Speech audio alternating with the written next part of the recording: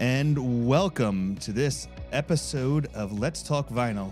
Keeping it with a chill sound this evening with the band New Constellations, a Pacific Northwest band that is on the road right now touring as a two-piece, very much in the similar fashion of like Phantogram and things of that nature. Band that's been on repeat for me. They just came through Kansas City and I missed them because I fell asleep, but I would recommend you seeing them if they come to your city, but really dig this band. I feel like it just sets a tone for tonight. What was the name of that band again? Who was that? New Constellations. The New Constellations, not the that's not that band that had that hit back in the. That's the New Radicals. Never mind. No, New Constellations, New Radicals. While they are new in some sense, you got the reason to give. You know the song I'm talking about. Don't give up. That's a good song. That's the what's it called? Come on. Is it the Ted Lasso? Ted Lasso, the Ted Lasso dance going there for a little bit with that song. Is that right? That's funny. That's a show that I think I should have watched, and we just have not watched. Oh, that show. You got to watch it. I heard it's great. Brady's going to be on the new season. He's going to be on the show? Yes, yeah. Last summer, they filmed at the Sporting Kansas City complex. Is this known? Is this a known entity, or are you telling us this is breaking news here? I've kind of told a little bit, but I can talk about it now that his NDA is kind of passed. Because they were trying to keep the new season under wrap. But yeah, the filming of Ted Lasso came through Kansas City last June or July or something like that. Brady was out there for, I think, 2 days.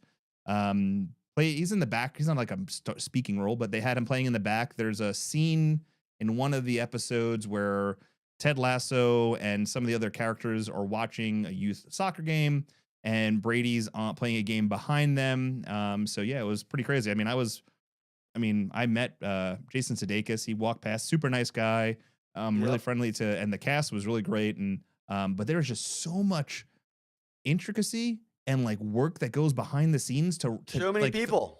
Oh my God, to film one scene that like probably is going to be like 3 minutes in the grand scheme of this entire episode was wild to me. It was cool. But like after like being on set for like 5 hours, I was like, I'm done with this. Like, I don't know how much money. You know what? Making. And that's why people need to appreciate the fact that this is just me and you. Just us. Just us. We and look at what we're putting out. I've tried to. I'm keeping it intimate. That's a pretty good entertainment. I try. I mean, we do you realize? This is insane to me. Excuse me. I'm coming over a cough. As I was getting the studio cleaned up, I did an episode with Brian the other day for another Unnecessary List. And I'm working on some other shows, and I was talking to a couple sponsors that sponsor the podcast and stuff. And as we're doing this, they were asking some numbers on this show in particular, because it just has a unique audience. And I was like, I think we've been doing it for a few years. And it's like, well, when was the first episode? I said, I don't know. So I looked back at iTunes, and the first episode was August 23rd of 2000. 2020. 2020, yeah, something like that. Whatever. I always get those numbers mixed up. I was never a mathematician, but 6 years ago. Still though, that's 6 years ago. I know, it's insane, and the things we've done. We gotta make sure is that better be on your calendar. I better be getting an anniversary card and flowers and the whole deal. Well, you know what? Maybe you should be doing a little bit. I actually made you a custom print the 1 year to celebrate the 1 year anniversary. I shipped to the house. You did. You know. So we'll have to figure out. I'll have to order some wine. Well, for you look, too. Man, that's what happens when you're taking all the sponsorship money and getting all the big bucks, and here I am over here. No, you know what I mean? No, I will tell you this: if you look at the actual books for this show of how much money it costs to actually make it, and the money coming in, there's a reason why this is a tax write-off. What this is. There's a reason why we're red in the background and on my face. There's a reason why, and it's not just because May the 4th was the other day and we're doing a Star Wars theme in the background. No, it's because we still haven't gotten to the green yet. If you know what I'm saying. Anyway, tonight we are going to be breaking down a few things, talking about the latest rumors around Pearl Jam. We're going to be talking about the wine we're drinking tonight, which I'm really excited about. About the wine I got. I know you have some really good wine to talk about. We're also going to be talking about the Pearl Jam rumors. There's a lot of rumors coming out right now about Ohana. We discussed a little bit about it back in January when I was in Seattle with you. But with the news that broke this morning with the Brazilian promoter on a very well-known show, then we're going to have a fun segment about wine and bands. Like if a band could be a wine, what would it be and why? And then we're going to talk a little bit about Record Store Day.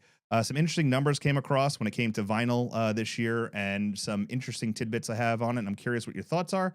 But let's just get right into it first. First, I haven't seen you in like fucking 4 months. I think the last time I saw you was in Seattle. I took a break from the show for a few months to get everything set up in the studio, work on some stuff with family and stuff. But you just came from Idaho, didn't you? I drove to Elko, Nevada yesterday. I left with my friend Andre, my good friend from originally from Boise. It was where I knew him from, and then he lived in Walla Walla. And him and his wife just moved to Elko, Nevada. And so they had an extra car here that they needed to get back. And I told him I would road trip with him. So he drove his truck and trailer, and I drove a truck behind him, and stopped along the way to take some snaps with my iPhone. It was way more beautiful than I thought it was going to be. And big, huge mountain ranges. And it was just absolutely gorgeous. The geology out there was just amazing, and pretty time of the year. Lots of wildflowers out right now. So yeah, it was nice. And then I jumped on an airplane at 6:30 this morning and flew home. How long of a drive was that? It's 8 hours. Oh, well, that's not as terrible as I thought it was going to be. Not bad. I'm going to do that tomorrow too. Holly and I and June are driving to Bozeman, Montana to see Kaylee, our oldest daughter. Okay. Who graduated back in January from Montana State University, got her master's degree. Congratulations. And so she's having her ceremony, her walking ceremony is tomorrow. Cap and gown, whatever they're going to call it. Anyway, and so that is tomorrow, and it's on Friday, so we're driving out tomorrow. It's about an 8-hour drive as well, but it'll be a little longer with 3 people in the car. Yeah, I understand that. How many miles are on your vehicle? I always feel like you're on the road. I can only imagine the miles on your vehicles. I mean, that truck, I think that's close to 300,000 miles on it. We bought that truck when it had like 40,000 miles on it.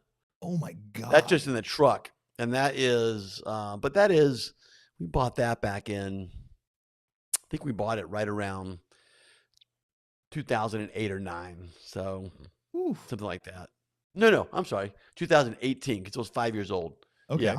2018. We was this 2013 truck. So, and then my car's got close to 200,000 miles on it now.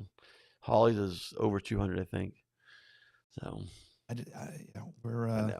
know. It's just I don't want a car payment either. So I hear you on that one. It's that's like what happens when you live 4 hours from anything. You know, you're just used to driving. Boise, Portland, and Seattle are all right around 4 hours from Walla Walla. So we're stuck right in the middle there. That's all right. I had that in Virginia. I don't miss it at all. I kind of like the fact that like all my work is centralized here to Kansas City, and shows are close by, and we saw Band of Horses on Friday. I was able to drive into the city right like 30 minutes before the show started, and was home before it was even that late. You saw Band of Horses? This has been the month of shows. Over the last like 30 days, I've been to like 4 concerts. I have like 7 more over the next 3 weeks. Yeah, this is a busy month for me.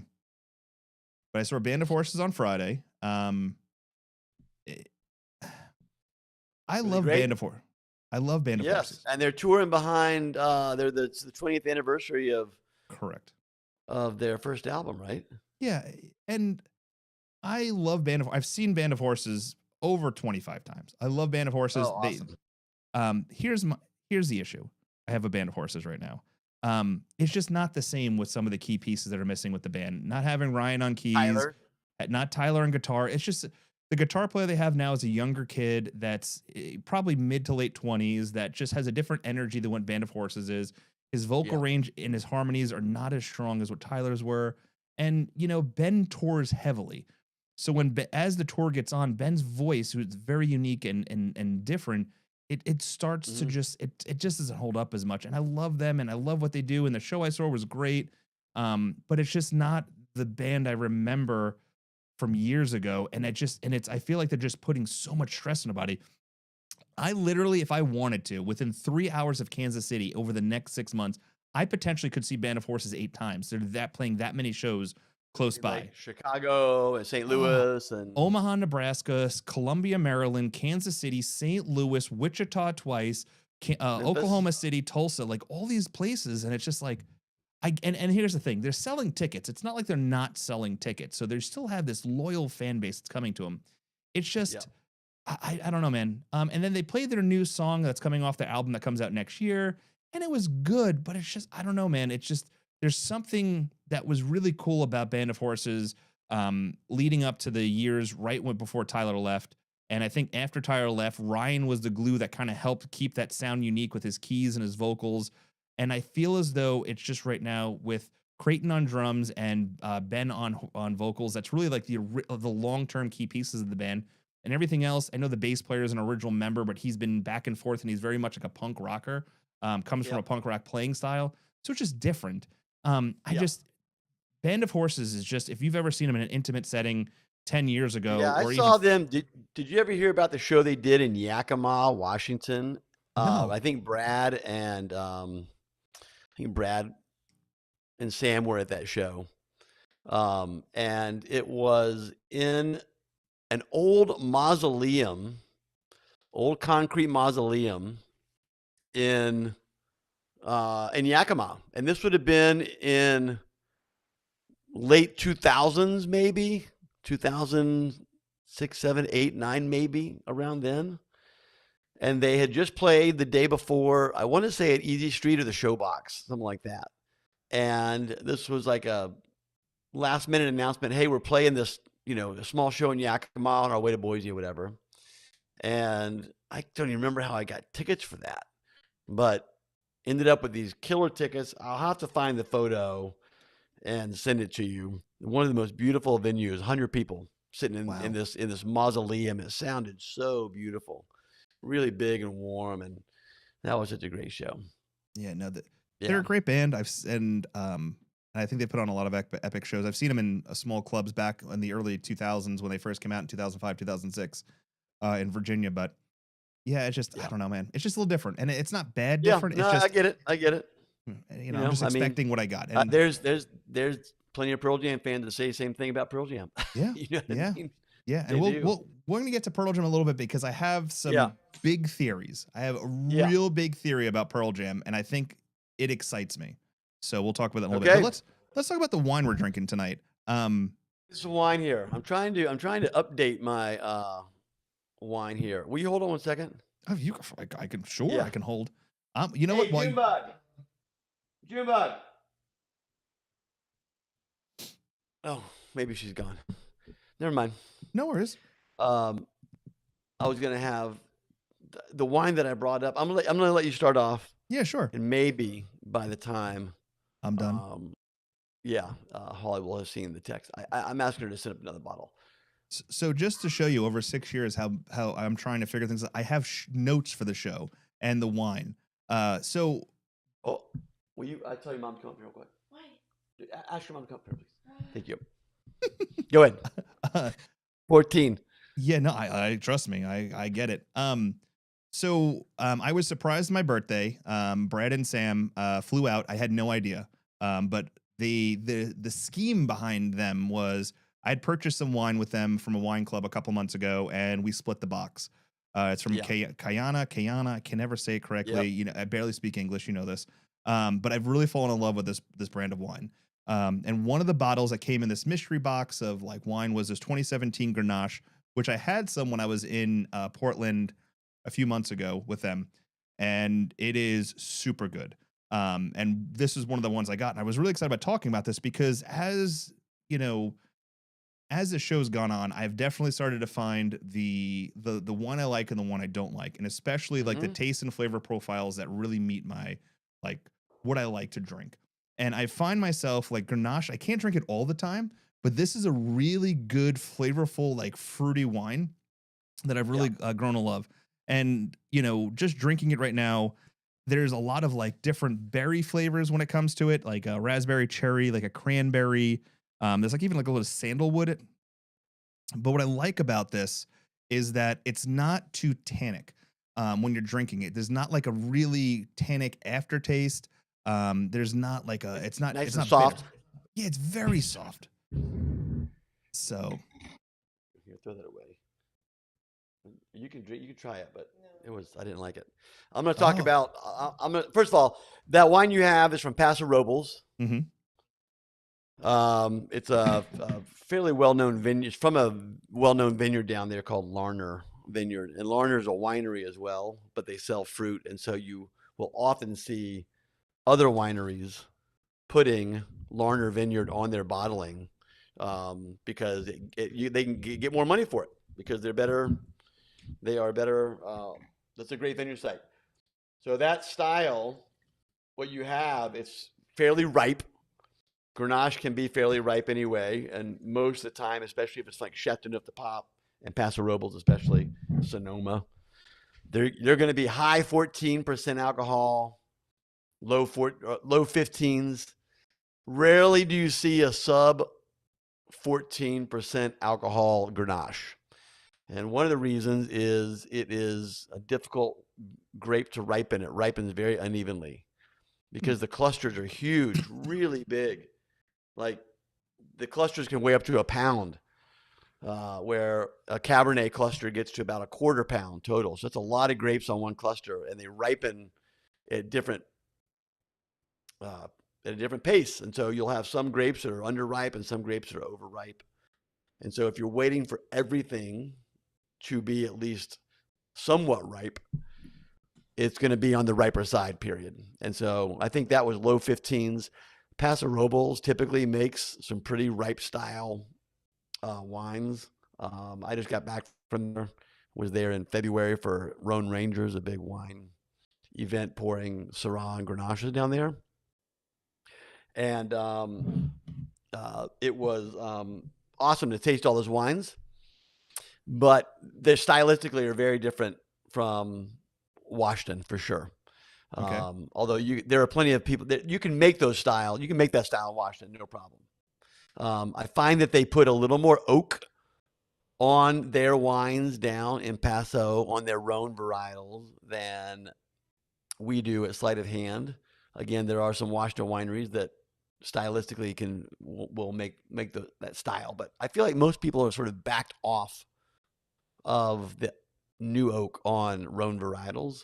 Okay. But Paso seems like Paso and old school Australia make those wines where they throw a lot of wood on them, and they're still super enjoyable. I find they can detract from the actual grape sometimes, but it doesn't make it right or wrong. So anyway, I when we were down there, I was down there in February, and we had some delicious wines. I really enjoyed tasting the wines that were in that area. So let me ask you this question, because I know we've talked about this in the past, but it's been a while. There's a lot of people tend to pair wine with food or even like an outing per se, because there is some wines that they don't really pair with like food per se, but it's more of like a casual drinking, warm summer day or whatever. When it comes to Grenache, what would you typically pair this with either a food or a style or an outing? Oh, that's a good one.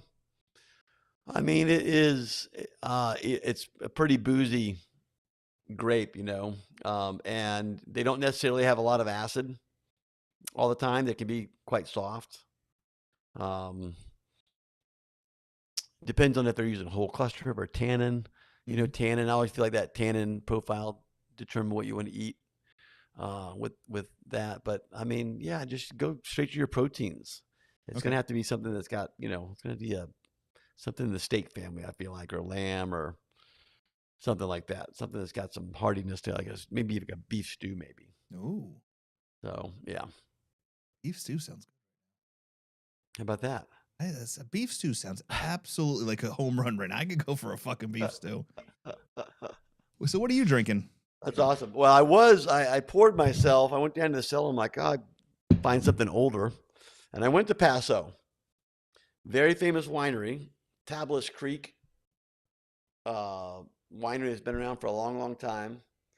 2011, it's called Ongoblé, which is a trellising style, which we actually use in Washington as well. It's from Paso Robles. This was a Mourvèdre Grenache Tannat and Syrah blend.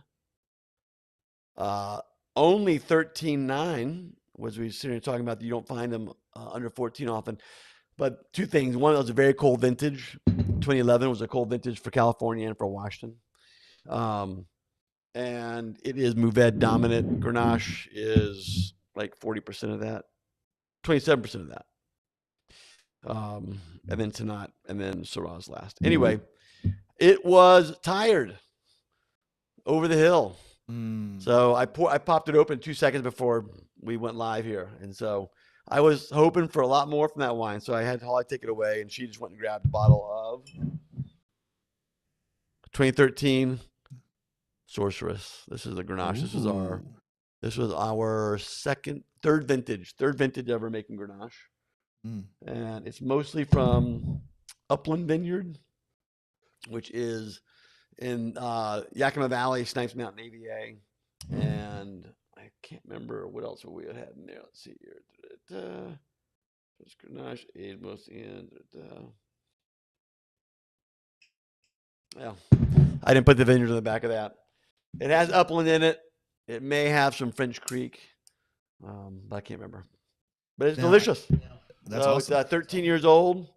Ours is definitely on the lighter side, color-wise. But it still has, it hasn't really started to like brick. When it starts to turn a little orange on the rim, when you like hold it up against a white piece of paper or something, they call that bricking. And that means that can show the age sometimes, how much oxygen essentially it's caused by oxygen. So oxygen causes those red, purple, and blue filaments, whatever the color, pigments, changes them from red to brown as it oxidizes. And so that gives you sort of like a burnt orange color for older wines. So wait, so wine can get bad then? Oh yeah. Oh shit! I'm wondering because I just found my Pearl Jam box, which is actually, I don't know if you can see it. It's literally. I see it down there. Yeah, is the wine in there? It's in there, sitting in the box. Yeah, and just your big old 75-degree room. This room is a cool 67. 67 is fine. 67. 5 degrees too warm. That's all right. It's not going to go bad. I don't even know. It's not like you're going to drink it anyway. So no. I actually think because I have two of them. I think I'm going to auction one off because Brady starts his nonprofit in a couple weeks, and I'm going to auction them off to raise some money for him. So because they're just sitting here. I have gotten rid of so much shit here recently. I have too much. But I have two boxes of them. One of them is completely sealed. That one I opened up to look at them. I'm probably going to auction off the one that's completely sealed. So. Awesome. But wine tastes great. That's great. It definitely shows some more mature notes. It's not quite as fruit forward as what you have in your glass for sure. More savory notes, but delicious. No, yeah. I will say this, I think you made a great point. It's flavorful. It's non-acidic. It's 15.3. It's alcohol by volume based off what the label says. I'm on the website for this. I feel it says like bringing a taste of Hawaii to California, so I think that's kind of the whole theme behind it. Okay. Yeah, I haven't had a bad bottle of wine from this company at all. The only two wineries that I can. Where again? Where did you find that again? Yeah, so Brad? Brad. Listen, Brad and Sam, who I adore. I go out there and I visit them. They got me hooked on this wine. The first time I drank is when I helped them move from down to Portland, and they showed it to me, and then they told me I think it was a Black Friday deal. They're like, hey, there's, you want to split a box? I'm like, sure, whatever. And we split a box, and then the whole thing was they told me that a friend of theirs was flying into Kansas City. He was going to bring me a box of wine. And then when I went to the airport to pick up this box of wine, it was actually Brad and Sam who came to surprise me for my birthday with the box of wine. Yeah, I was not expecting that at all. So that was a fun. That's amazing, though. How cool is that? Oh no, I love them so much. They're the best people in the world. So that was a couple weeks ago. It was 2 weeks ago. They came for my surprise me for my birthday. So that was a good time. Love them together. Did you guys go see any shows for your birthday? They came, and then we ended up going to see CMAT in Lawrence. And I didn't know too much about her. leading up to her. I know that she has a big fan following and stuff. So we went out to Lawrence on Saturday to this venue I'd never been to. And she just was outstanding. Theatrical, voice was amazing. She does a style of music called Euro country, which I don't know if that's really that. It's more like a pop alternative music.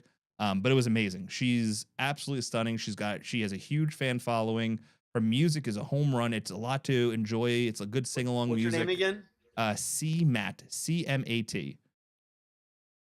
All right. So I would definitely check her out. She's from Ireland, and it was good. So Brad and Sam, they were on the rail. Me, my wife, and Charlotte, and my friends locally, Brendan and Holly, went to the show. It was great. It was a good time. It was definitely something I would recommend. If you haven't heard of CMAT, I would take the time to listen to her, and it's great voice. I definitely think she could be. She's on the verge of really making it big. Well, I'm gonna give our Pearl Jam community a heads up. We have a show on Friday at my tasting room in Seattle, in Sodo. And it's with Ian Moore. Ian Moore is a Austin, Texas born and bred, but lives in Vashon Island, Washington now. But he's a blues guitar player, R&B and blues. Just an incredible, like Stevie Ray Vaughan. Okay. That's the that sort of Austin, Texas cowboy guitar, and he's incredible. And so he founded Smash, which is the organization I'm on the board for, and the organization that we did the fundraiser for when you came out for the home shows. Yeah. And we're doing sort of a sit down interview with him, and then he's going to play a set. But Stone is going to do the interview. Whoa. And so we've got Cheryl Waters from KEXP, our favorite radio station, is going to be the host for the evening. And then Stone is going to essentially just do a sit down with Ian and talk about Smash a little bit and talk about his musical career as well. Mike McCready all week has been promoting a big fundraiser with KISW that's benefiting Smash. I think he threw in there's a Pearl Jam guitar they put up for auction on KISW's radio station too. So we got the support of 2 great radio stations, and so it's $50 for a ticket. We have about 40 tickets left to sell, and it's going to be an ridiculously awesome night. So that's amazing. Hopefully Pearl Jam fans that are watching now live can buy the tickets on my website at Sleight of Hand. So just go to Sleight of Hand Sellers and go to shop. You'll find the events page under shop, and you'll find the tickets there. Are you recording this at all, or is it going to be live streamed, or this just you have I'm to be hoping there? that I've instructed I'm telling you how great it's going to be, and I'm not going to be there. Holly and we're going to Bozeman, as I mentioned. So our oldest daughter is graduating from Montana State with her master's, so it's a little more important than a concert. But it's going to be a great night, and I did instruct my team if they can find a way to either live stream it or to at least record it so I can upload it and upload it to YouTube or something like that. Have whoever's in charge message me, and I can tell them the easy way of taking care of that. I'll help you out. Okay. Yeah, I'll help you out for sure. That's awesome. All right, now great. Let's jump into a new segment, right? So I was thinking cheesy today. I was like, we're not going to do a Pearl Jam song today. We were going to talk Pearl Jam, but let's talk vinyl. We talk music. We talk vinyl. Like, what band from the 90s, if you had to say they were a bottle of wine or a liquor or something like that, where would you rank them, right? So I'll start off, and this might be cheesy and stupid. I might get fucking butchered for this idea, but like I was thinking, right? Like if you thought Pearl Jam, like if you were to say Pearl Jam is something like a bottle of wine, a liquor and stuff, I said, and here are the notes I took. Excuse me as I adjust my glasses. I said Pearl Jam's like a Cabernet, right? Classic, bold, ages incredibly well, gets deeper with time, dependable, but still emotional, right? And then Pearl Jam is the wine you become to know is going to deliver, right? Yes. Oh, should I You're not wrong about any of that. I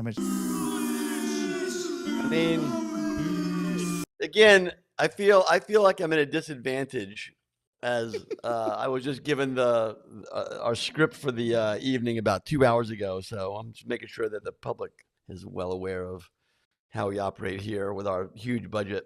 Let's Talk Vinyl. The big budget. Well, Uh, the funny thing was originally we had planned this show to be last Wednesday, but I I had accidentally it on put. my calendar for last I know, Wednesday, and I then know. and then I checked our text, and we had it on the calendar with the right date. I fucking know. And then and Yeah. then Brian, we had to cancel the one show and then reschedule it. So he rescheduled for that day. And then I had just changed my book calendar, didn't update it. Mhm. And then you Yep. texted me during the show. And I was Yep. like, oh shit, I double booked. So then we went to this week. And then yeah, it's been crazy. It's a crazy week. I enjoyed the one with Brian though. It was good.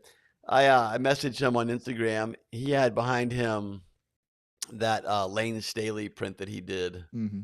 a number of years ago, and I've got that. We've got that hanging in our Soto tasting room. I love that print. He's So I'm so happy for him too, because he's such an incredible artist that for years yeah, was not being used and was overlooked. he And just did now he just did a Band of Horses poster. Wilco, Band of Horses. I mean, he's done Yeah. quite a few. He's really just knocking out of the ballpark, and he's never had to like adjust who he is to appease people. Like his style has always been the same. He's never given a fuck. It's like, you like me for who I am or don't give a shit. And I know, and I'm hoping his big dream has always been Pearl Jam, because he's been part of the Pearl Jam community forever. I'm actually looking at the poster he did of Eddie He's Vedder. never done a Pearl Jam. He's never done a Pearl Jam poster. No. Has he ever asked? I don't know the whole asking thing. That's a great question to ask him. The only thing I know is I got to know Brian through becoming friends years ago. And in 2013, when I photographed Pearl Jam, he liked one of the pictures I took of Eddie Vedder. And he's like, hey, I want to do a series of Pearl Jam prints. I want to use that Eddie Vedder picture. Can I use that for the print? Like, I'm like, yeah, sure. Like, fuck, yeah, sure, done. Mhm. So that Eddie Vedder poster that he did, I take it off the wall, but it's like right here. Yeah. That is the picture I took of him in Charlottesville, Virginia. And then that was a successful poster for him, and the whole band was a very successful thing. So, but yeah, he's still waiting for Pearl Jam to let him do it. He's done Foo Fighters, he's done a lot of the great bands, but Pearl Jam, for some reason, I think Mr. T-Shirt has just kind of they have not connected yet. So I'm gonna put a ping out there. you put a Ping ping. Jeff Whitman. There you go. Because if there's Get one, it in. I don't like to advocate for everybody, but he's someone to advocate for because he deserves Yep. it. You know what? We're gonna skip the whole fucking name a band to a bottle of wine. I mean, I was gonna give you one. Okay. Name a band. I was gonna go Smashing Pumpkins. Oh, whoa, hold on. Before you said it, I also did Smashing Pumpkins. I'm curious if we said the same one. Oh, okay. Go ahead. I said Smashing Pumpkins would be like Zinfandel, Oh, you okay. know, right? Definitely loud, bold, kind of brash. You know, that's kind of Zinfandel's that way. I said Pinot Noir. A lot of attitude. Oh, see, I said Pinot Noir, delicate but dramatic, beautiful and complicated, changes depending on mood. No, it's too ethereal. Pinot Noir is too light and airy. Doesn't have the weight of a Smashing Pumpkins. Okay, we're gonna skip this whole segment. This thing has been a fucking bomb. All right. This has been a bomb. All right, let's just go right into the Pearl. Hold on a second. Hold on. I know I have that somewhere. Where-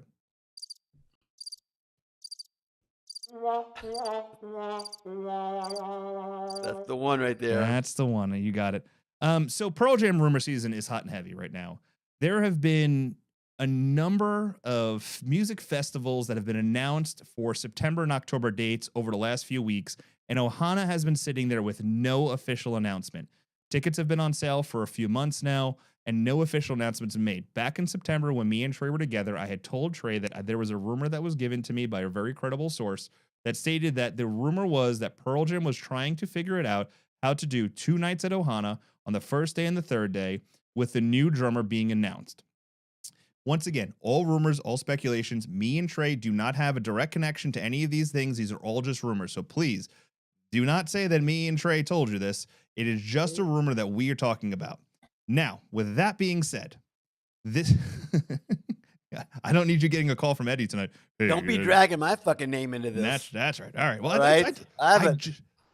I mean, you're sitting here acting like I'm a part of this. I'm just part of the conversation. Okay. I'm not responsible for any of these rumors. Okay. No, these rumors were just given to us. Anyway. Yeah. Here is what the rumors were told to me back then. It was that they have been working in a studio with the new drummer. They're trying to get everything worked out. It's working really well. I'll give you some ideas of who I think the new drummer is and the rumors of who potentially could be and why it could be that. This morning, a Brazilian radio show went out. The articles all over a lot of the Pearl Jam groups, the Reddit threads, everything like that. The concert promoter stated that they have 2 spots dedicated to Pearl Jam, for one in Rock in Rio and one somewhere else in South America. That they are the headliners. It's Pearl Jam with the new drummer. They are not down there. I don't know. Possibly. Okay. But they are not to announce it until after Ohana's announced. That Pearl Jam is supposed to be playing 2 nights in Ohana with the new drummer. Now, Ohana, once again, still has not released any information about any of the artists playing there. There's a lot of speculation. There's a lot of artists that are performing kind of close by. Jack White is playing in LA and then also in like San Francisco. And there's a space in there that basically fits in for Ohana. But nothing has been officially announced. Now, here is some more information I have about Ohana that I have written down here. So let me kind of get through this. This is the biggest community-driven festival in all the United States. It's 100% funded through a community-based project. Money goes back into the community.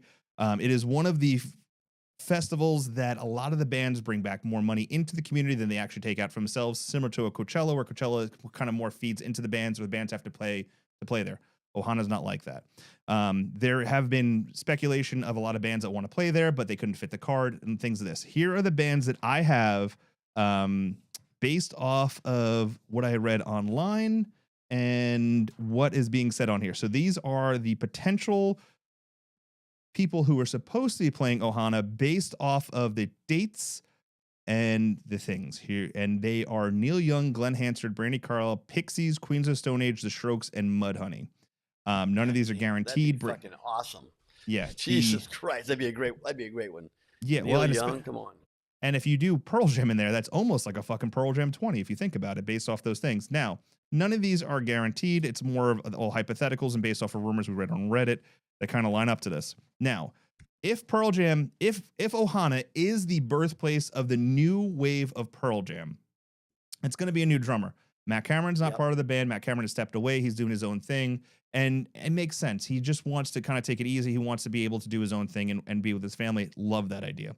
So here are right now the top rumored drummers for Pearl Jam, and I will tell you which one I think it is after we go through each one. So the number one is a friend of the show, friend of both of ours, Richard Stuverud, already in a Pearl Jam orbit. My wedding singer. Your wedding singer, trusted by the band, has familiar chemistry. I love Richard. I don't think it's Richard. I think he would fit the band perfectly. I think he brings an energy to the band that is needed, but I don't think it's him. What are your thoughts on the rumors of Richard Stuverud potentially being the new drummer for Pearl Jam? Would be I would do everything I could to see every show. He's one of my favorite drummers to watch. So, and he's just an awesome human being too. So, I think it would be an awesome fit. I think he would be bringing a lot of energy to those shows. So yeah. Okay. The next one would be Matt Chamberlain, session legend, has Pearl Jam history and an atmospheric style. What are your thoughts of Matt Chamberlain potentially coming back and doing stuff with Pearl Jam? I mean, another guy who, the thing about Matt is Matt Chamberlain is the same age as Matt Cameron. I mean, right? I mean, don't you think he'd be dealing with some of the same issues? Yes and no, because I don't know if so you got to remember, Pearl Jam toured heavily from 2006 all the way to COVID. Like they were having tours and long shows all those times. I don't know if Matt Chamberlain was doing the same amount of touring and that much on his body that Matt Cameron was doing, because drumming is a different beast of its own. It is a lot of work on the body. You're moving so many body parts. You're almost running a marathon. The rumor makes sense when you think of the logistics. I just don't think it makes sense for Pearl Jam now going into the future, because I feel like it'd be a temporary fix and not something that would be sustainable long term. Yeah. So that would be that one. I'm trying to get some information on. Okay. The next one is Josh Freese. Probably the internet's answer for every drumming opening right now, as he's filled every vacancy from The Offspring, Foo Fighters, Nine Inch Nails, Bounce Around for everyone. He is literally this switch army knife for all bands that say, hey, we need a drummer filled. I think his drumming style is energetic. He plays long sets. He's one drummer that can do 9 Inch Nails with a 24-hour notice and just kill it. But I don't know if his personality and his style really fit some of Pearl Jam's later works when it comes to everything after probably Riot Act. Because after Riot Act, a lot of the songs are a different style, which are more in line of Matt Cameron, where it's more jazz style, and I just don't know if that's a Josh Freese-esque way. More rhythmic than like banging. You know what I mean? I don't know. Yeah. I mean, it's funny. Yeah. I mean, he, again, another ridiculously talented drummer. It's you ask these questions and you're like, all these guys could fill in, and they would do incredible with that band as far as from a show standpoint.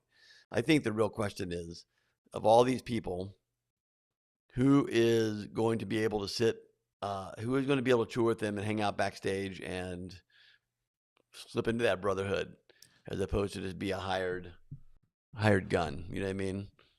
Are you ready? Because I think I have the answer. Okay. Stephen Perkins, the drummer of Jane's Addiction, Jane's Addiction, who has not been around, has a tribal style drummer, groove heavy, dynamic player, is very good at improvising on the spot, and is emotionally expressive. If you've ever seen him play, he has a style of play to him that is just unique and really can elevate a sound. Now, with how this could work with Pearl Jam, when I started listening to a lot of how he played in the past, what he's done, and how it can help Pearl Jam, I think, it's Pearl Jam's groove oriented, right? They definitely jam. They're a jam friendly band live. Mike fills in with his guitar solos. I think it's an easy fill to fill that void when it comes to things. He brings energy, movement, and unpredictability.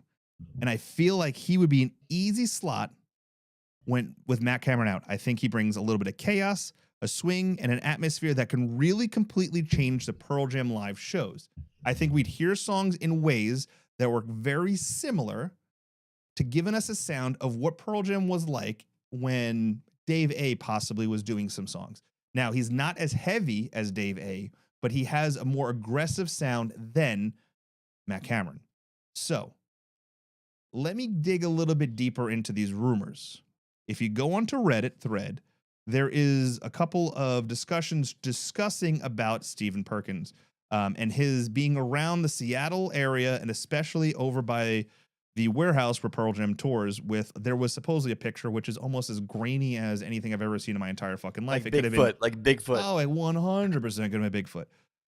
But it makes sense to me. Jane's Addiction is broken up. They're not getting back together. There is a connection between Jane's Addiction, their band members, and a lot of the band members in Pearl Jam right now. And I think that this would be a unique way not only to start a new wave for Pearl Jam going forward. Was he the original drummer all the way back to the late 80s, early 90s? Yes, he started in 1985 to 1990. He did Jane's Addiction. From 1990 to 2000, he was in Porno for Pyros, Infectious Grooves. Then he was in that weird Methods of Mayhem thing, that Tommy Lee's band, where he was doing like that rap rock thing, where they were talking about porn stars and all that weird shit. Then he did the second edition of Jane's Addiction era, which they came out, which I think that was started in 2004. And then he did the I saw that tour. And then in 2008, he joined back for the third and final Jane's Addiction era, right up until the last show. So that is what he's been up to. So he's done Jane's Addiction, everything from all the way from 85 until right until the end of 2024. Yeah, I mean the guy, he's pro on the road, right? That's Mm-hmm. the other thing. Guy's lived on the road his whole life, so that's not really should come into question. He knows how to do that.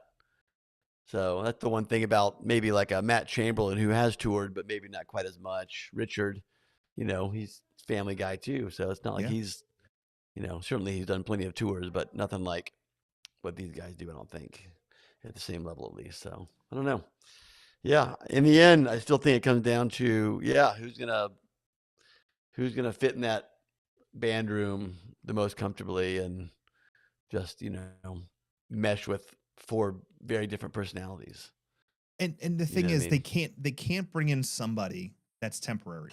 I don't think Pearl Jam works with a temporary drummer right now. Yeah, if you bring in someone that's only going to be for a few months, like I heard, let's say the Chamberlain, or let's say even Richard, for instance. Like Richard's like, hey, my son's in college. I can give you a few years and stuff like that. But then you're pressing restart again. And Pearl Jam is all about community and connection and really working together.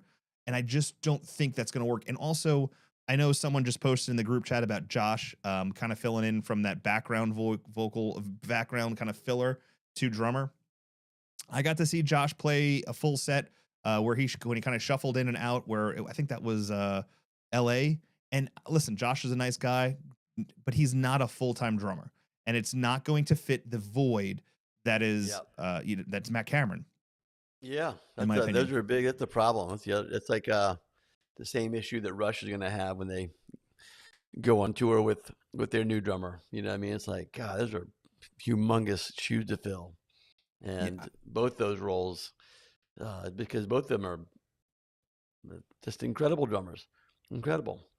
And so, and that's not saying that whoever fills in is, maybe lesser, but boy, oh boy, those are really tough shoes. Big shoes. Fill, yeah, I mean, I'm not trying to kiss your ass, but it's almost like if you were going to quit being a wine maker right now, and with what you've done, with a lot of the things you've done, you can't just throw anybody into your role and assume that they're going to be able to produce at the same quality. You're going to have to find someone that has the history and the ability and the work ethic that's going to be able to fit that role to be able to continue to produce it going forward. It's the same thing for this. I really feel like you need to get the right person in place and build from there. Because in the grand scheme of things, here's the thing you got to think about too. The guys are in their 60s. In 10 years, some of them are going to be in their 70s. So on and so forth. Listen, I know that we're aging much better now than we did 20, 30 years ago. Our bodies are holding up a little bit better, but accidents happen, and the band cannot. Listen, July 6th, Rolling Stones new album. Oh my God. That's all I'm going to say. I don't know. I don't know about that. Huh? I have 60 years. 60 years. But here's the thing. In 30 years' time, are people going to be talking about that album, or are they going to be talking about what they did in the 60s? Let it bleed and sticky fingers. Exactly. Yep. No, I just want, I want the guys to be well. I want them to be successful. And listen, and here's the thing with Eddie Vedder, what he did in Japan, and the amount of positive reviews and positive feedback that came from that about how Eddie was just on a different level and his vocal sounded good from taking a break and stuff. There's just, right now, they have to make the right choice to make sure that this is a long-term effect for this. And I will say this, the one thing that I do worry about, and I thought about this when I was looking at the ages of the band members, Boom is getting older. And if this is going to be a fresh restart on the band, I'm wondering if this is almost like maybe this might be the end of Boom as well, because if they're going to be restarting things with a new drummer, a new kind of sound where they're doing things differently, is this the appropriate time for Boom to just kind of go on his way? And I don't want to see that. Keyboard player though. It would be probably Josh. I'm saying, but Boom's a keyboard player though. That's not. I mean, well, that's what I'm saying. But this would be I'm easy saying transition. that from the standpoint of like, even if he is 75 years old, he's just a keyboard player. You know what I mean? He's not guitar, drums, or lead singer. So I'm talking from an energy standpoint, sure, and being able to do that. Ray Charles played up until he was 90. So, okay, but hey, listen, this is why we have different opinions. Yeah. I'm just saying, I get where you're going with that. Whereas like if they're gonna do a restart, let's just refresh everything. But I think Boom would deserve a proper going out. But don't you think that Matt kind of deserved a proper going out a little bit? You don't think he had a proper send No, off for the no, band? no. I don't think so. This is where I've had arguments with people in the past. Matt Oh. Cameron deserved to have a couple of shows known that these were his last shows, because I think that oh, you mean they should have announced it so people knew. Correct. Yeah. No, I don't think there's any hatred between the band and Matt. I'm not saying that, but I think from a fan's perspective, like for me, if I known that these were Matt's last shows, I probably would have made more of an effort to go to them. I didn't make as much Matt effort. didn't, but again, maybe Matt didn't fully tell those guys that. Maybe that was his own decision. Maybe, do you think he's the kind of guy who would want that? I don't think he is. I think he's absolutely the kind of guy who wants to go out on his own note and he didn't need pomp and circumstance. Well, maybe you're right on that. You know what I mean? He's not a guy who's looking for, whenever you think about when Eddie introduced him, it's always basically like a wave, it's a wave from the thing. It's not like he's standing up and. Oh, sure. Yeah. I don't know. I can see that. I can see that from him where he's like, he went out the way he wanted to. Probably played those shows like he knew those were his last shows, which may be why that, did you go to the Pittsburgh? You didn't go to the Pittsburgh show? The last tour, I didn't go to any shows. I didn't have time. My life has been chaotic. I just don't have time. I didn't have the time. We didn't either. I know. We talked about this. It's crazy. Either. Yeah. Crazy. Yeah. All right. So do you have an opinion of who you think the next drummer is? I like your Jane's Addiction prediction. I would lean that way. My heart is in the Richard camp at 98%. But again, who knows? Who knows? Jeff and him have there's a lot of history there, and even as old as War Babies, when he was in War Babies. They were one of the first bands Pearl Jam opened up for at the off ramp. He was in the Fastbacks, one of the greatest Seattle bands ever. Played in that city in the 80s and 90s. So Richard is. So was Duff McKagan though. Oh, yeah. He was a drummer for the Fastbacks. You know that? I did know that. Yes. Yeah. Richard told me that. Yeah. I think Fastbacks have had like 18 drummers. A lot more than Pearl Jam. I'm not lying. A lot more than Pearl Jam. Not making that number up. I think it's pretty high up there. Pretty high. So, all right. Well, let's shift a little bit with us talking. All right, let's do it. Lost Duck Vinyl. Vinyl is a big part of the show as well, and Record Store was just a few weeks ago. And I've had some theories and ideas on what Record Store has become, and I'm really curious about getting some of your ideas on this, because I do feel as though as the last couple of years have kind of grown, I feel like there's more of this collectible addiction going for people, whether it's baseball cards, whether it's anything vinyl. I feel like there's more of a collection side of it. So here's some interesting numbers about records and Record Store Day and vinyl in particular for this year. Yeah. It has increased for the 19th consecutive year in sales. Nearly 48 million what vinyl year? Let's go back. What year is that? That's as of Record Store Day. Right, but what year what year was the beginning of that? 2000 and what? No, that'd be 2005. 2007. Okay, yep. Yeah. What else happened in 2007? Oh shit, I don't know. What happened in 2007? Sleight of Hand opened its doors and had a turntable in the tasting room on opening day. And right about that time, you saw this uptick in vinyl sales.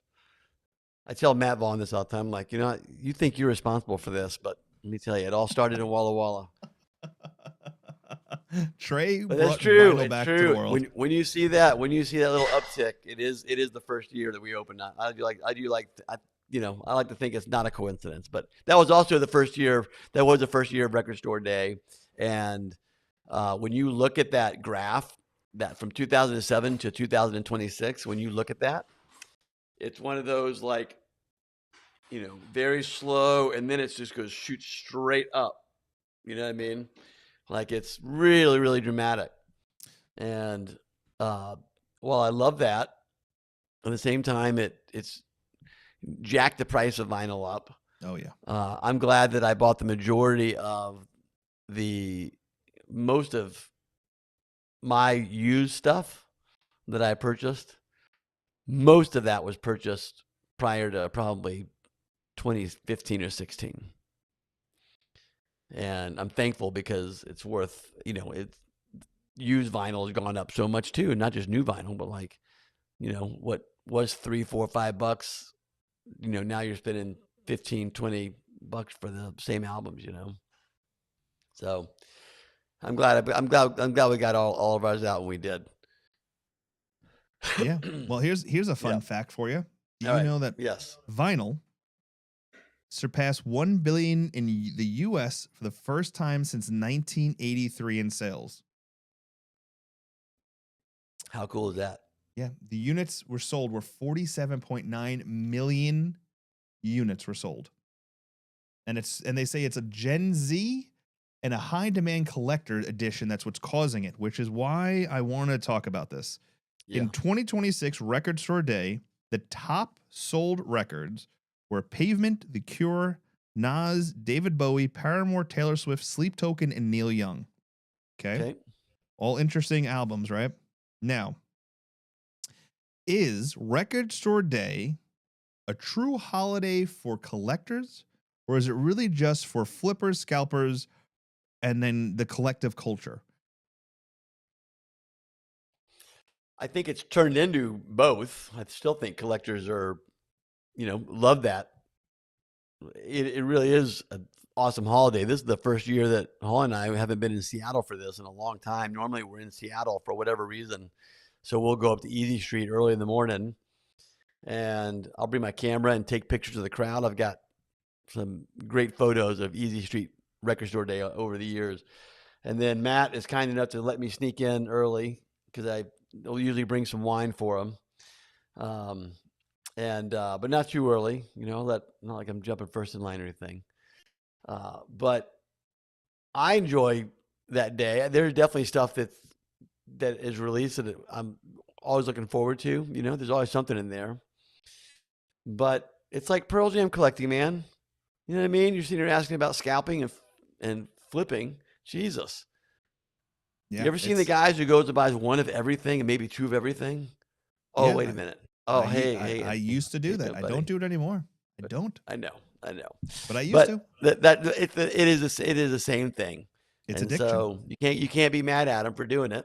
No, not at all. But it's aggravating for the collector, for the one who wanted that album because he loves Pavement, or you know what I mean, or whatever it is. So that's the infuriating thing, and that's like the Taylor Swift stuff was that way. She released, trying to remember the album. It was Midnights. Yeah, she released Midnights on it was like Pearl Jam. When they did, was it Dark Matter on 10 different colors? Oh, different colors, different splatter all colors. Of it, dude. Yeah. So Taylor Swift did the same thing. They sold so much merch because of that. And that is, again, we're sitting here getting mad about it, but then look at all the poster artists that make the variants, and you got to own, oh shit, well, I got to, EMEC, I got to get all three variants. I mean, I can't just have one. You know what I mean? So it's indicative of that culture, period. And people are going to take advantage of it, especially when stuff becomes collectible. A Sperry, an EMEC, a Germain, a Hampton. When these guys are in demand, and that if you buy something, you can flip it for twice as much, why wouldn't people come out and try for that stuff? No, I agree. But I still don't think it takes away from why vinyl still matters. I mean, I think younger people, I think for us, right, there's this nostalgia factor. I think it brings us back to a moment or a time that we can kind of go back to that and just have that physical source of something to going back to that moment. Where I think for these younger people, I think there's a physical connection to music that a lot of people don't get anymore, just because of the fact that you can purchase something, own it, feel it, touch it, read about it. It's all there, right? And then there's the album art side of it. There's a ritual, there's a community. And there's kind of, I think people are kind of get burned out on digital in its own sense. I think it's the whole thing with streaming services in general. At some point, you get overwhelmed by things and you just want things to be simplified. Like you just want to put it on and listen to it.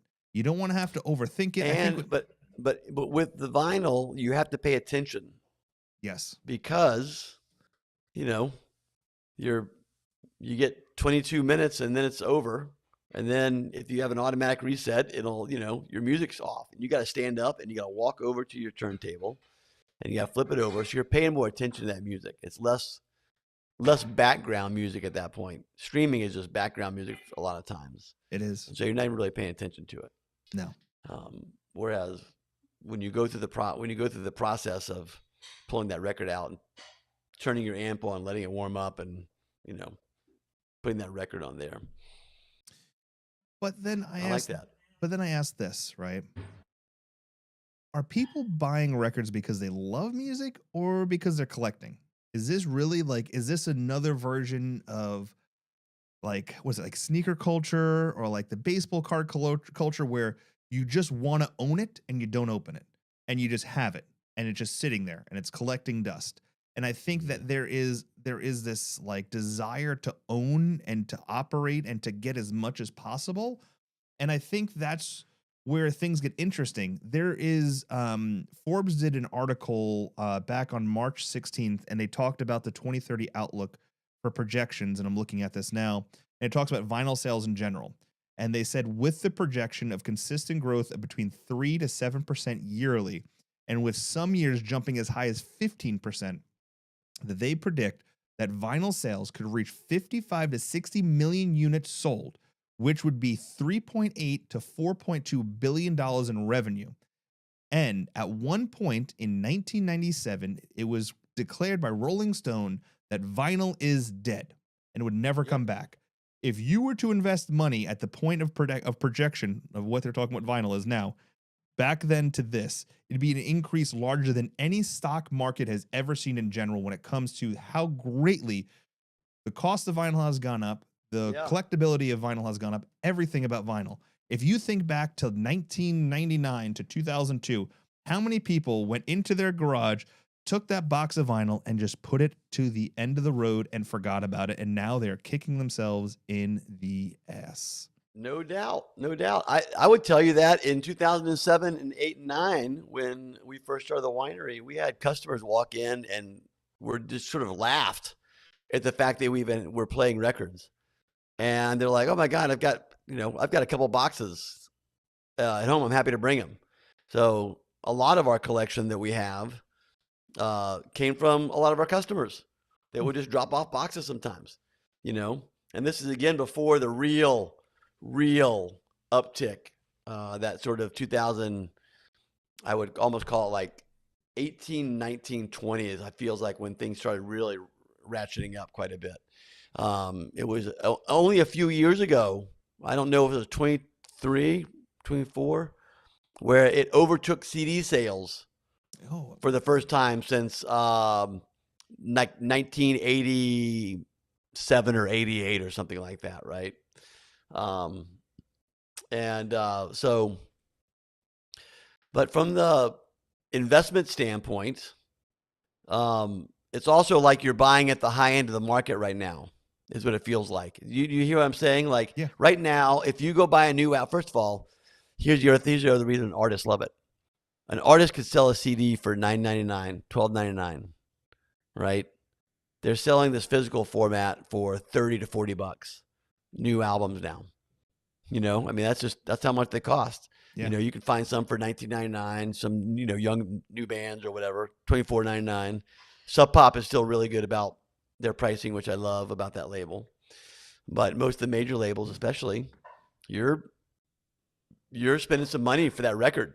So they're making, and those things only cost, especially if they're pressing a lot of them, those are going to cost $12 to $14 for the vinyl and the packaging and all that stuff, especially if you're doing them in large quantities. You probably get that number down even.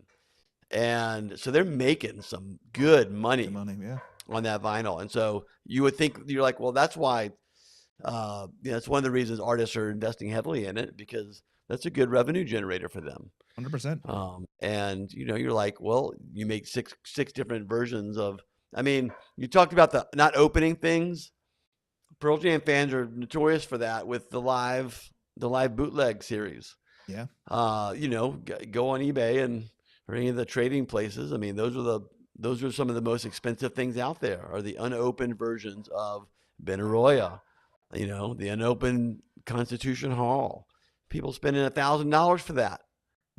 That's crazy. It is crazy. So I say crazy, but people are spending $200 on a goddamn baseball cap I saw the other day on. Oh shit! Really? So stupid. Oh my god.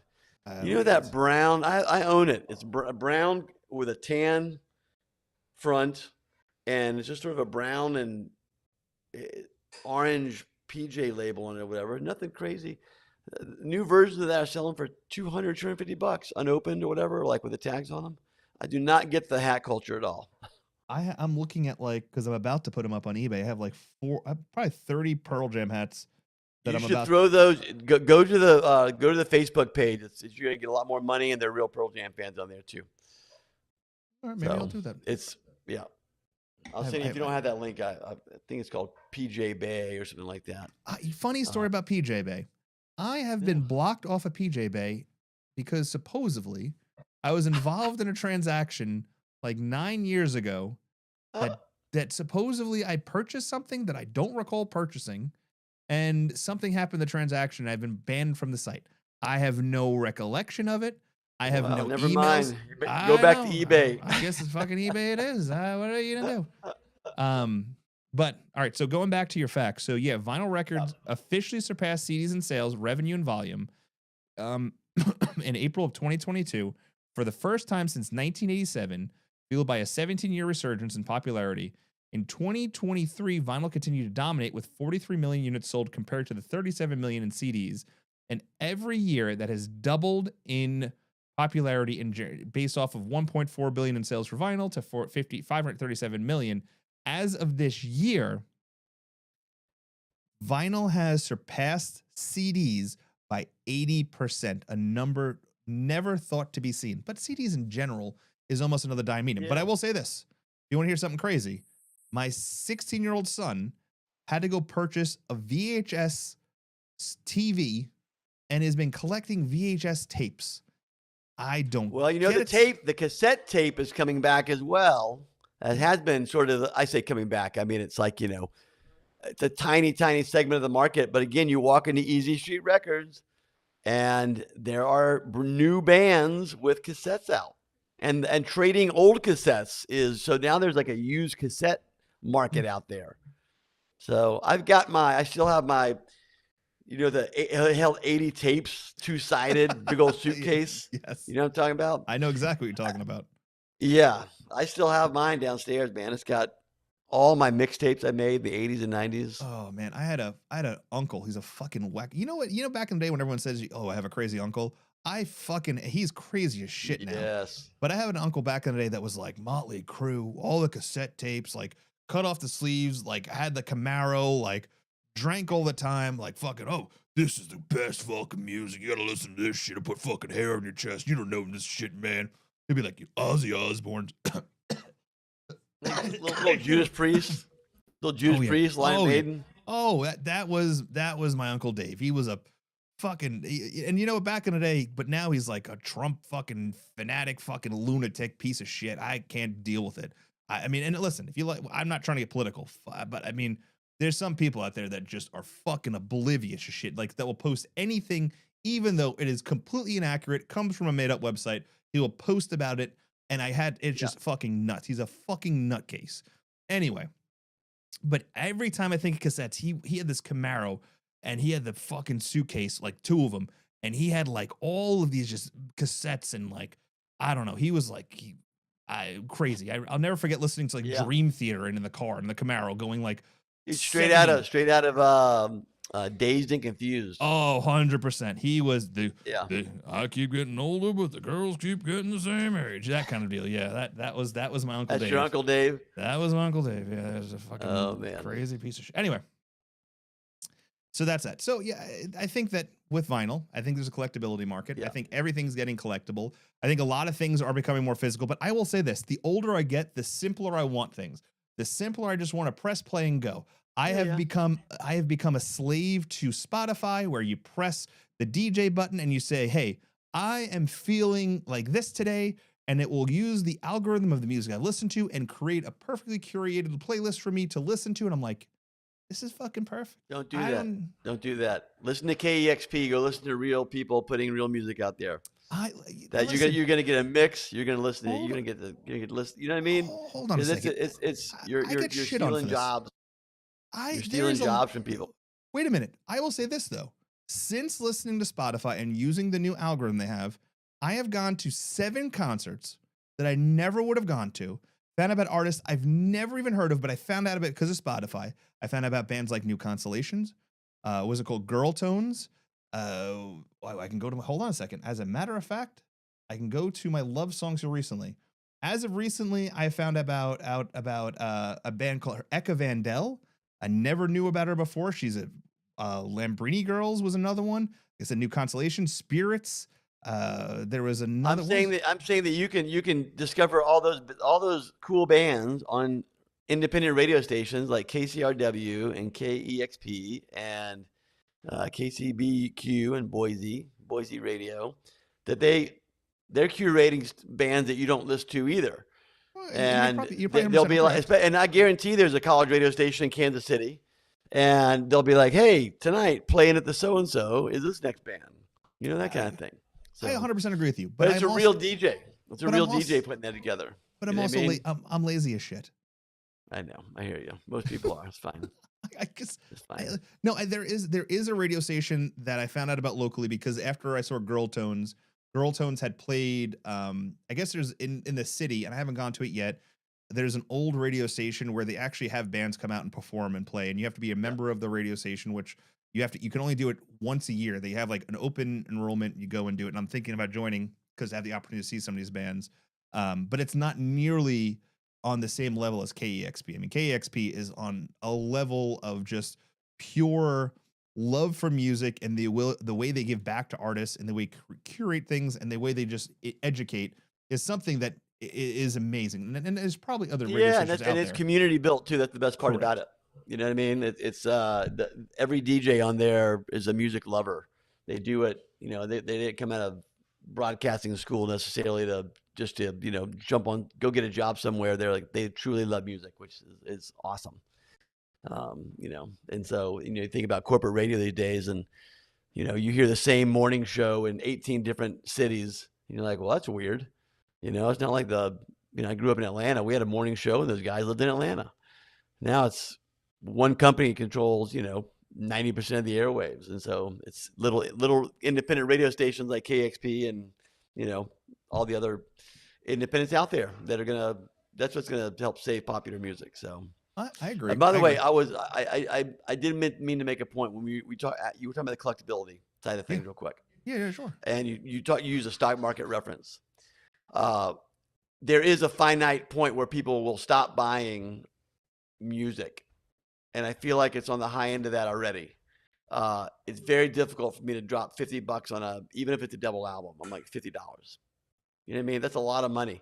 And if I'm like you, where you're like, you're getting rid of Pearl Jam stuff, right? Like, I've sold, 20 T-shirts, over the past 3 or 4 years, mostly to one guy, but, and I've got other stuff that I'm like, yeah, I'd probably part ways with this stuff by now, And so there was a time when I would spend $50, $75, no problem. There's only 1,000 copies of this album, blah, blah, blah. Now I'm like, that's I don't want to spend that much money for that. And so I do think that there is a topping out point. I think we're close to that already.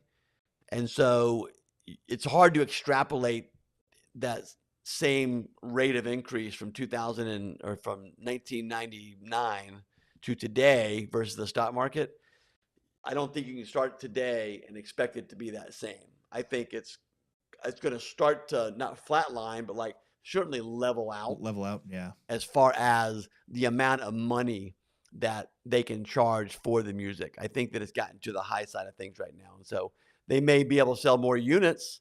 More and more artists and everyone's putting stuff on vinyl, so that vinyl number may still go up, and the dollar number may go up, but that's going to be because of more bands and less because of they're making more money on each unit, kind of a thing.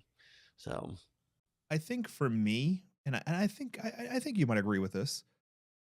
Before I used to want to collect things because I wanted it to be a memory of that time. Like I wanted to have to look at something and bring me back to it, or I wanted to have a physical form of having there.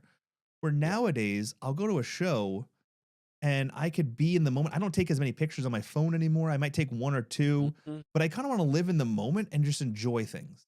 And I had this conversation with my wife today because I went yesterday. The Olivia Rodrigo tickets went on sale, and I bought tickets for my daughter to go see my wife, my daughter to go to see Olivia Rodrigo in Boston for night 1 and 2.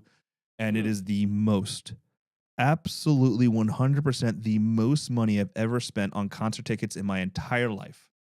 And you got them through her website, or you got them secondhand? I had to get an Amex card to get the pre-sale.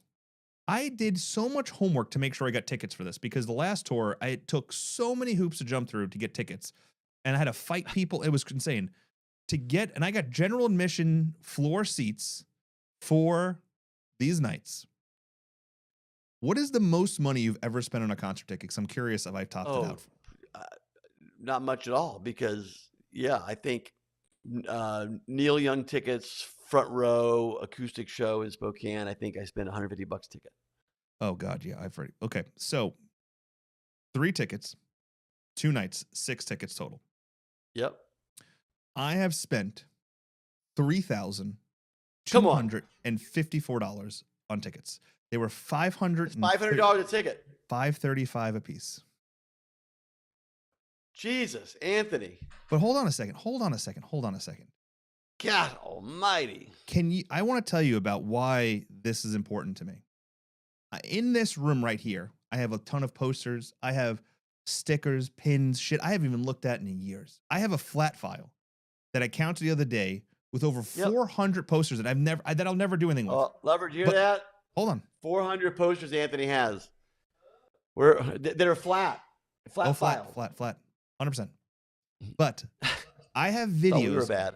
I have videos on my phone of the last time I saw Olivia Rodrigo with my daughter. That I filmed. I paid more attention to her and the way she lit up, and in the moment of time, the way she's looking at her, and the way there's a video of when Olivia Rodrigo's on this moon and she goes past and she waves. I'm not going to argue with you on that one. Yep. I've watched that video more than anything else I've owned, T-shirts wise and everything like that. That to me is worth every single penny that I will spend, because I know that when I go to Boston and I go there, I'm not going to be thinking about the money I spent, but I'm going to be watching the videos back of her living her life, because that's where she wants to be, because there's a connection we have in music, and it's going to be great. Now, listen, I don't care. Money is money. I can't take it with me when I die. But you know what? These memories will last forever. In 6 years' time, I'm not going to remember what the fucking tickets cost, but I remember at the moment of going there. So that's where I'm at in life. So all these posters and T-shirts that I'm getting rid of, and I'm going. Oh, you're going to be buying a bunch of those too at that fucking show. You're going to be buying Olivia Rodriguez. Listen, all that stuff. Whatever. You think you're only in it for $3,200? Wait, you got to do the merch line yet? Hold on, Have you ever seen a $130 T-shirt? Taylor Swift. The flight, the hotel. And then also, if the Patriots play on Sunday, we're gonna go to the Patriots game. This is almost Disney money. This is fucking Disney money. But you know what? I'm listen. It is what it is. I work my ass off. I make good money. Why can't I give my kids what they want? You should do that. You're absolutely right, brother. So that's awesome. But anyway, all right. Listen, I know that we've been talking and yapping for over an hour, I'm so grateful for it. I'm thinking for next month, I want to bring up I want to have a Pearl Jam song on the show. I want to do something kind of off the last album. So I want you to think about that. But I think for the topic, I fucking had this written down. Oh, here we go. I want to talk about the best live albums to drink wine to. So I want people to think best live albums to drink wine to, like an album that you can put if vinyl streaming, whatever you do, that you can put it on, just sit back, drink a bottle of wine, and just really enjoy the moment. So that's going to be a topic for next month.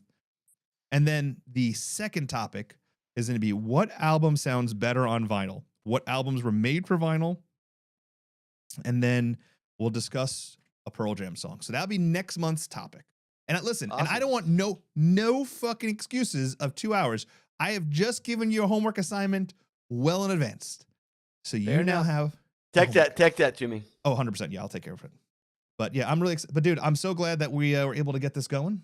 And I have a song. Yeah, me too. And we will do it next month. So let's not let's make sure it's in June, all right? Yes, in June. Okay. Well, I have every month going forward until October. I only have 1 week off because I am booked all the way through October. So yeah. Cool. But we're gonna end this show with a band from Seattle. There's another band from Pacific Northwest called Babes in Canyon, another 2-piece band I'll be seeing on Saturday that I found through the efforts of the algorithm. Some people find it through radio stations. I found it through an algorithm, but I'm really excited about it. It's a husband and wife. Give them a listen. But until that next time, I am Anthony Kriswitz. That's Trey Bush. Drink his wine, send him money, and support them. Talk to you later. Thanks, buddy.